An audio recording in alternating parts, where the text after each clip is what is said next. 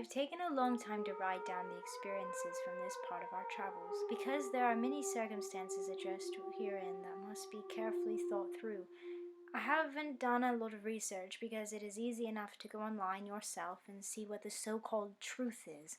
What I have done is best taken my own experiences and the conversations I have had with individuals to present my own interpretation of what I saw and experienced.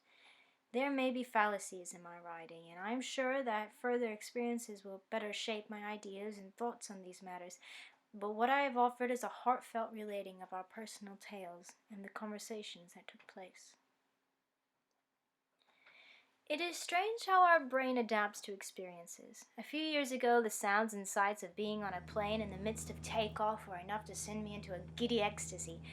Now I sit by the window, and looking out onto the landscape rushing past is not as much a priority as looking for an interesting movie on the TV screen in front of me. Flying used to fill me with romantic thoughts of travel. Now I find it hard to muddle through a moral debate playing out inside my head.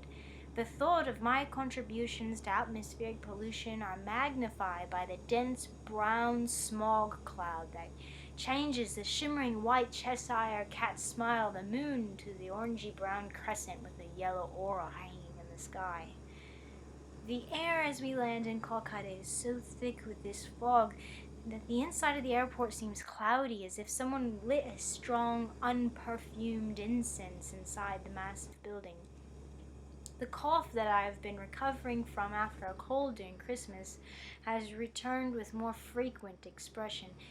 We leave the airport and stand outside under the pale sky, waiting for our friends to find us. Of course, we haven't any way of contacting them, so we continue to wait for some time until they meet us in a flustered state. They have spent a long time searching inside the airport for us. Obviously, we haven't been very good at arranging our meeting. We go to an old cab and get in. I search the seat for a belt, but there are none to be found. These are not used here. We drive through Kolkata looking at vehicles packed full of people. A truck passed, loaded with a bulky load covered in tarps and ropes. There may be 6 people sitting on top. We pass buildings like Trump's Tower and another where high up there's a bridge between 2 buildings where a pool can be found with palms growing all around. Many of the buildings are under construction. Our friend reminds me that this is a developing country and says that it will be developing for 100 years more because the people, according to our friends, have no goals and do not want to work. We start passing dilapidated old buildings, quite small and crowded with people. The look of these places immediately draws my attention. Our friend tells me these are slums and that I would be very unsafe there. They cannot understand why the look of the slums interests me, and I cannot find the right words to explain the appeal. We arrive in their home and they begin cooking for us. She asks if I eat onions. I say yes, anything please, without meat. On the airplane there was no vegetarian option, and I ate pork and fish and prawns. I was fortunate that my beliefs are not religious and that no God will judge my actions other than me. However, the Sikh and his family in front of us have a much more difficult time as they try to request a vegetarian option. She makes for us vegetables, a short noodle-like thing. She fries neem and tells us to eat it, even though it is bitter and somewhat unpleasant. She is very insistent about us eating this, as it will cleanse us from the bacteria that we have encountered in travel. The simple vegetable dish, she says, is necessary. For a few days she will feed us these things because she knows our stomachs will need to recover from travel. Then, she says, we can have real Indian food. Everything we have eaten so far is spicy. I'm happy, but if these simple things are hot to eat, I wonder what real Indian food will taste like. Our friend's partner leaves with George to deliver a wedding invitation to his boss's house. 600 to 700 people will attend their wedding, which begins on January 22nd at 4 a.m. I leave with the bride-to-be and go to one of Kolkata's largest malls. She holds my hand when we cross roads. I am glad, too, because, as she says, everyone is trying to go first, and you can never know when someone will race past on motorbike and car or by auto, the latter being a 5-person open buggy. It darts and weaves in and out of traffic at terrifying speeds. She says to always be careful of these when walking across the road. We get in one, and I feel as if I'm in a racing car game where you earn points based on how close you come to other vehicles and how fast you do so. We arrive at the mall, and she shows me outfits that I can wear to the wedding. I'm very excited to see these, but my mind is a fog from more than 24 hours of travel. George and the groom meet us there, and I can see he is feeling the same. He shows us where George can buy some clothes at the large name brand store, but on the way to the mall, George saw children begging on the street, and the sudden change of walking into the affluent mall has put him into shock. He's finding it hard to purchase anything as he thinks about these children. We decided to shop again at another time. On the way out, a very small boy approaches me with pleading eyes and cupped hands. Our friend stands between me and the boy and speaks sternly to him in Hindi. I can see a group of 5 children there now, one skinny boy holding a baby so thin that she appears to be more like a puppet than real. The stains from recent tears on her face reveal how real she actually is. I don't know what to do. He's talking to me now. Do not feel sorry for them. This is their job. This is a business. They work for someone. They can go to school for free. They will be fed there for free. They say they don't want to go, though. They choose this instead. She says, they should apologize to you because they have used your emotions to earn your money.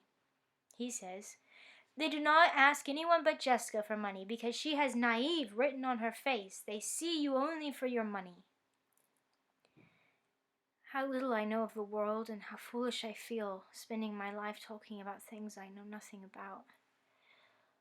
While staying with our friends, we were warned not to leave the apartment alone. They told us that human trafficking was a risk in the area, and each time they left, they would take with them the large key to the front gate of the apartment building and leave us to ourselves in the apartment.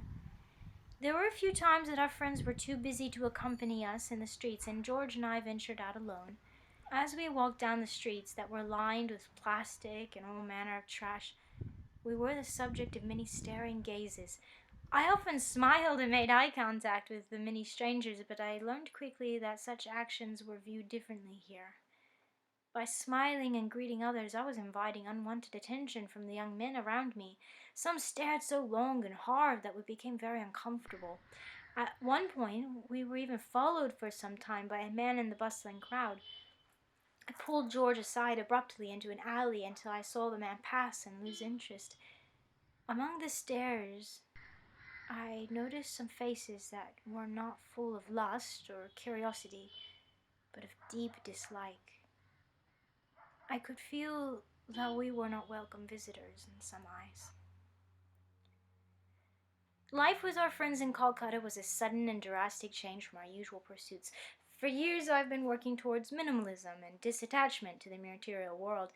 For the wedding, we each needed 3 different outfits, and I would need accompanying jewelry. The ceremonies and celebrations would span a total of what seemed like 7 days. The purchases we made to satisfy the requirements of our attendants came to a total of nearly 3,000 Australian dollars. I discovered in those 10 days with our friends that in my search for disattachment, I had again formed attachment to a new concept. Disattachment.